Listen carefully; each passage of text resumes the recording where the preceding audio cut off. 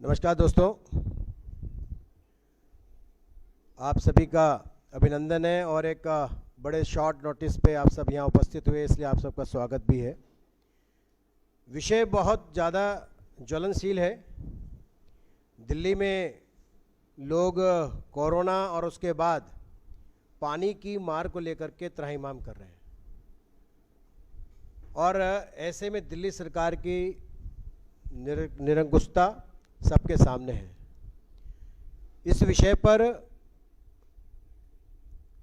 आप सभी के सामने, आप सबके माध्यम से दिल्ली और देश की जनता के सामने बात रखने के लिए हमारे दिल्ली प्रदेश के यशस्वी अध्यक्ष आदरणीय आदेश गुप्ता जी उपस्थित हैं, जिस प्रेस वार्ता को संबोधित करेंगे। और हमारे साथ मेरे सहयोगी प्रवक्ता भाई शुभेंदु शेखर अवस्थी भी है। मैं उनका भी अभिनंदन करता हूं और आदेश जी से निवेदन करता हूं कि प्रेस वार्ता को संबोधित करें।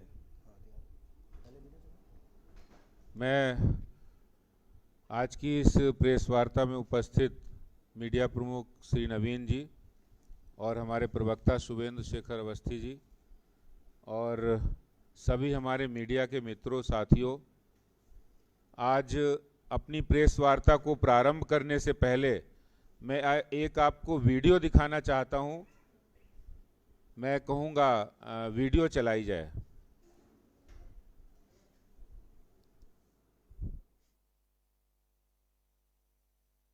ये नई व्यवस्था जो है, इसमें ऐसा होना चाहिए कि हमारी इस राजनीतिक विकल्प का अगर कोई भी व्यक्ति संसद में या विधानसभा में जाता है तो कोई लाल बत्ती की गाड़ी नहीं होनी चाहिए उसके पास, कोई बड़ा बंगला नहीं होना चाहिए उसके पास, वो एक कमरे के फ्लैट में रहे आम आदमी की तरह। कोई सिक्योरिटी नहीं होनी चाहिए। सिक्योरिटी जनता के लिए होनी चाहिए, इन नेताओं के लिए नहीं होनी चाहिए। उसका जितना कोटा है वो सब कैंसिल होना चाहिए। एमपी एमएलए फंड नहीं होना चाहिए। सोचता हूँ कि वो कितने मासूम थे, सोचता हूँ कि वो कितने मासूम थे, क्या से क्या हो गए देखते देखते। आपने पहचान लिया होगा, ये दिल्ली में आम आदमी के रूप में, एक आम आदमी के वेश में एक खास आदमी है और वो है दिल्ली के मुख्यमंत्री, जिन्होंने कहा था, एक बहुत बड़ा जन आंदोलन शुरू किया था और कई लोगों को ज्ञान और नसीहत दी थी। ये कहा था कि हम जब सत्ता में आएंगे तो सत्ता में हम आएंगे तो न गाड़ी होगी न बंगला होगा। और वो जब सत्ता में आए तो कैसे उन्होंने अपना चरित्र बदला, वो आप सबने देखा है। किस तरह से उन्होंने एक फ्लैट से, डुप्लेक्स फ्लैट से बंगला में आए। चलिए, एक संवैधानिक व्यवस्था है, बंगला सुरक्षा की दृष्टि से भी है, बंगला ले लिया, चलो इस तक ठीक है। छोटी गाड़ी से बड़ी गाड़ी में आए, फिर गाड़ियों के काफिले में आए और अब वो बंगले के अंदर 10 करोड़ रुपए लगा रहे हैं। वो भी दिल्ली की जनता की टैक्स की गाड़ी कमाई का पैसा है। वो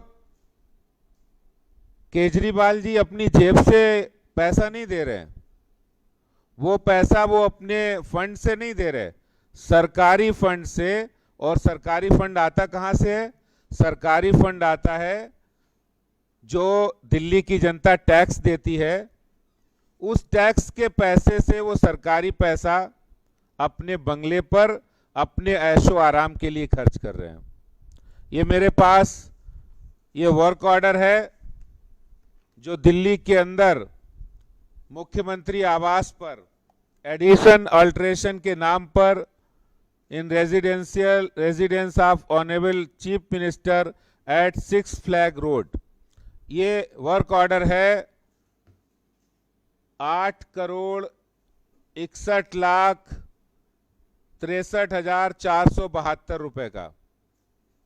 ये टेंडर्ड कॉस्ट है और इसमें 25% का डेविएशन भी होगा। 10 करोड़ से ज्यादा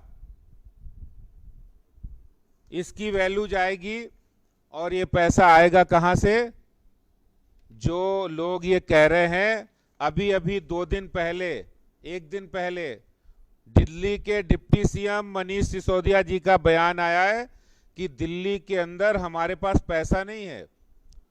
लोगों को, जो लोग ये कहते हैं वैक्सीन के लिए केंद्र सरकार की ओर जा रहे हैं, जो कहते थे हमें ऑक्सीजन नहीं हमारे पास है, केंद्र सरकार हमें दे, जो ये कह रहे थे हमारे पास वेंटिलेटर नहीं है, केंद्र सरकार ने दिए, जो हर छोटी छोटी बात के लिए, जिनको राशन भी केंद्र सरकार के माध्यम से उनकी ओर से दिया जाता है, हर छोटी छोटी बात पर जो रूल की बात करते हैं, जो केंद्र सरकार के ऊपर इशारा करते हैं, प्रधानमंत्री जी के ऊपर इशारा करते हैं, वो रूल की बात करने वाले अब अपने घर के अंदर स्विमिंग पूल बनवा रहे हैं।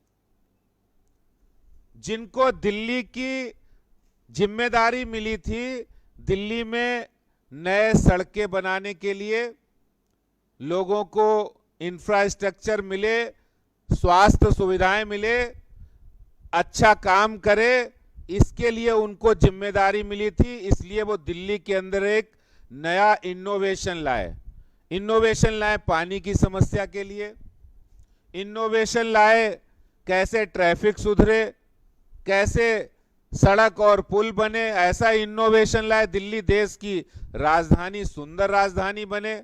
वो इनोवेशन की बजाय अपने बंगले का रेनोवेशन करने में लग गए हैं, और कोई छोटा मोटा रेनोवेशन नहीं है। अब बताइए, दिल्ली के मुख्यमंत्री को अपने घर के अंदर स्विमिंग पूल बनाने की क्या जरूरत है? वो भी ऐसे वक्त में। अब देखिए, आप इसकी तिथियां देखिए, 17 अक्टूबर 2020 को ये टेंडर अवार्ड किया गया। इसका अर्थ है कि 3-4 महीने पहले तो इसको कंसीव किया गया होगा। ये जो टेंडर से पहले प्रोसेस होता है, उनकी टेक्निकल ब्रांच में जाता है, एस्टीमेट बनता है, तो कहीं ना कहीं इसका जो कंसेप्शन है वो हुआ होगा 3-4 महीने पहले। और 3-4 महीने पहले आपको पता है कि दिल्ली कोरोना के पहले फेज से लड़ाई लड़ रही थी, पहले फेज की तबाही का दौर था।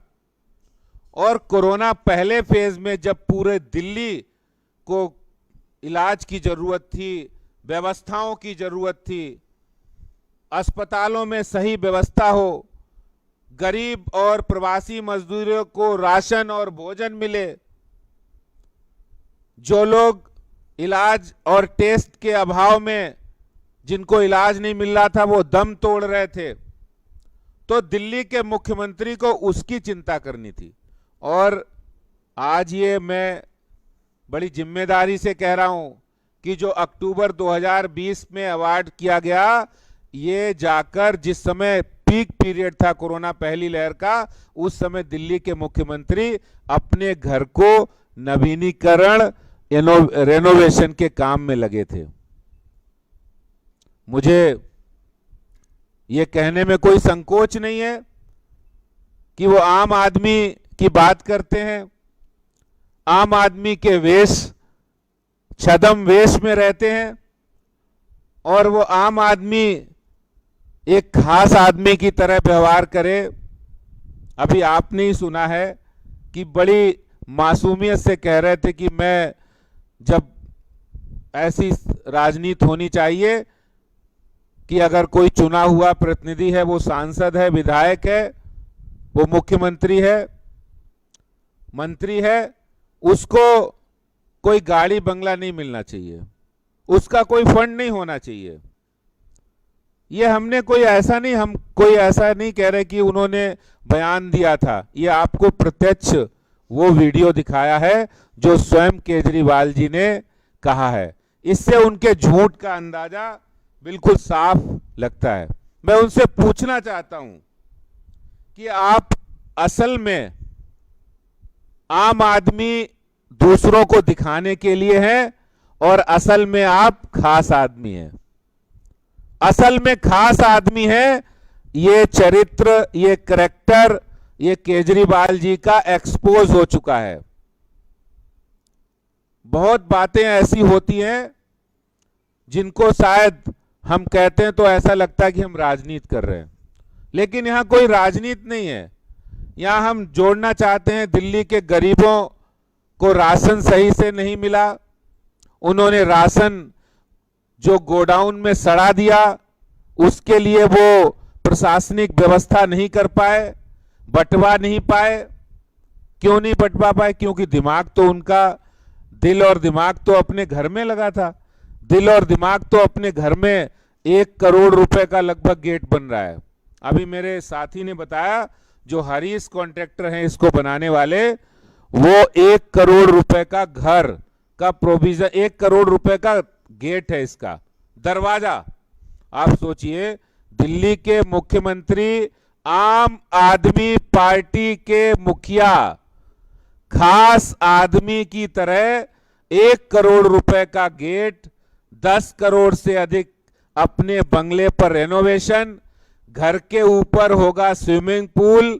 ये है दिल्ली के आम आदमी, और जो अब बन गए हैं सबसे खास आदमी, वो है दिल्ली के मुख्यमंत्री अरविंद केजरीवाल, जो एक्सपोज हो गए कोरोना में, जो शराब की नीति बनाने में लगे रहे, जो कोरोना में जिन्होंने ना लोगों को बेड दिला पाए, ना दवाई दिलाई, ना ऑक्सीजन सिलेंडर दिलाए, ऑक्सीजन का रोना रोते रहे, उसके बाद वैक्सीन की ऊपर राजनीति करते रहे, क्योंकि उनका जो रुचि है, उनका इंटरेस्ट है, वो यही है कि वो दिल्ली के लोगों को किस तरह से गुमराह कर सके। और मैं कहूंगा कि दिल्ली जब तरस रही थी, दिल्ली तरसे और केजरीवाल के घर पे बरसे। यानी जितनी धन संपदा, जितना टैक्स की कमाई जनता देती है, वो क्या आपको मुख्यमंत्री जी के बंगले को रेनोवेशन करने के लिए देते हैं? आप दिल्ली के अंदर मोहल्ला क्लिनिक नहीं सुधार पाए, मोहल्ला क्लिनिक बंद रहे, टेस्टिंग नहीं हो पाई, अस्पतालों में बेड, वेंटिलेटर नहीं मिले, ऑक्सीजन का रोना आप रोते रहे, लोगों को राशन नहीं मिला, और आपको कोरोना की जैसी ही पहली लहर आई, उसमें अपने घर के रेनोवेशन की याद आ गई।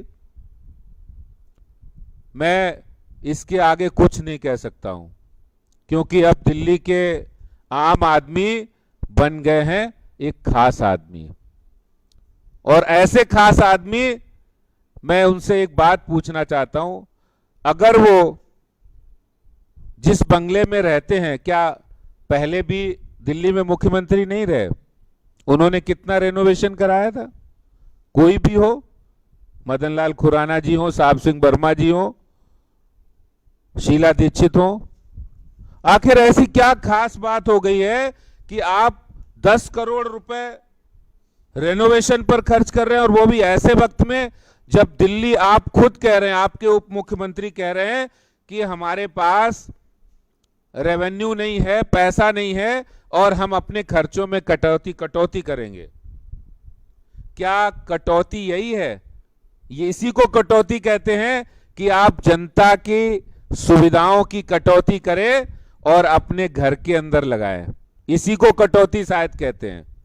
और मुझे लगता है मनीष सिसोदिया जी यही कहना चाहते थे कि हमारे पास पैसा कम है, दिल्ली की जनता के लिए कम है, क्योंकि हमने अपने मुख्यमंत्री साहब के लिए, जो आम आदमी थे, उनके लिए हमने बंगले में 10 करोड़ रुपए लगाए हैं, और भी लग सकते हैं, क्योंकि जब मुख्यमंत्री लगाएंगे तो फिर उप मुख्यमंत्री भी कहेंगे हमें भी लगाना है 8 करोड़, फिर और मंत्री हैं इनके 6, वो भी कहेंगे हमें भी 7-7 करोड़ लगाने हैं, फिर इनके विधायक हैं, वो भी कहेंगे हमें भी लगाने हैं 2-2, 4-4 करोड़।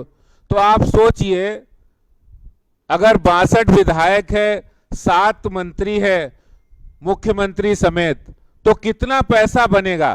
क्योंकि जो ये विचारधारा है, जो ये सीख है, वो तो मुख्यमंत्री से ही जाएगी नीचे, उन्हीं की पार्टी से जाएगी नीचे।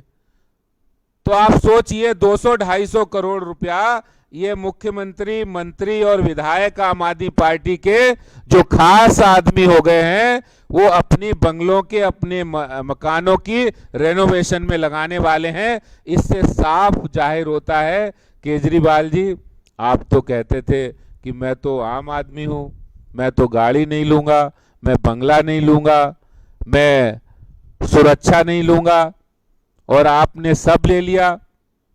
चलिए सब ले लिया, तब भी आपका पेट नहीं भरा, तब भी आप संतुष्ट नहीं हुए। और ये संकट के समय जब लोगों को सबसे ज्यादा आपकी जरूरत थी, तब आप और आपकी पार्टी के लोग नदारद रहे और नदारद ही नहीं रहे बल्कि अपनी जिम्मेदारियों से भी पीछे हटते रहे। तो आज मैं यही बात आपके सामने कहने जा रहा हूं। एक बात और कहूंगा कि जो भी निर्माण कार्य चल रहा है, इतना चोरी छुपे और इतना खुफिया तरीके से चल रहा है कि वो किसी को दिखाई नहीं पड़ रहा है। आप कहते हैं कि सीसीटीवी कैमरा हम पूरी दिल्ली में लगाएंगे, लेकिन सारे सीसीटीवी कैमरे आपने वहीं लगवा रखे हैं कि जैसे ही कोई जाएगा पत्रकार तो उसका फोटो आ जाएगा आपके पास, आप तुरंत मालिक से कहलवा दोगे। तो ये दिल्ली के मुख्यमंत्री, आम आदमी के मुखिया, खास आदमी बन चुके, ये उनका असली चेहरा मैंने आपको बताया है। बहुत बहुत धन्यवाद।